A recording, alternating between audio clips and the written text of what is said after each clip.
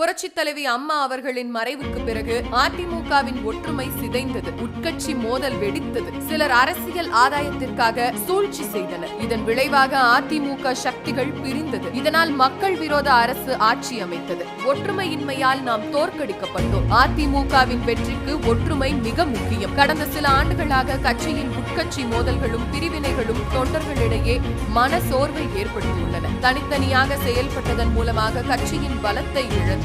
எதிர்க்கட்சிகளுக்கு வாய்ப்பாக அமைந்துவிட்டது. பிரிந்த அனைவரும் ஒரே நோக்கத்துடன் இணைந்தால் கட்சியின் தொண்டர்களின் ஆதரவு மீண்டும் பலப்படும். நம் இயக்கம் மீது மக்களுக்கு நம்பிக்கை வரும். தமிழக மக்களிடையே அதிமுகவுக்கு இன்னும் செல்வாக்கு உள்ளது. ஆனால் இந்த செல்வாக்கை வாக்குகளாக மாற்ற அதிமுகவில் பிரிந்த சக்திகள் ஒன்றிணைந்தது. நம் இயக்கத்தில் நிர்வாக திறமையும் அனுபவமும் வாய்ந்த அரசியல் தலைவர்கள் அனைவரும் பிரிந்திருக்கின்றனர். அனைவரும் இணைவதன் மூலம் அதிமுக மீண்டும் ஆட்சியை பிடிக்கும் வலிமையை பெறும். தொண்டர்களும் மக்களும் ஒன்றுபட்டு அதிமுகவை நம்பிக்கையுடன் ஆதரிப்பார்கள். எனவே அதிமுகவின் வெற்றிக்கு ஒரே வழி ஒற்றுமை. ஒற்றுமையே நமது பலம். ஒன்றிணைவோம், வென்றிடுவோம்.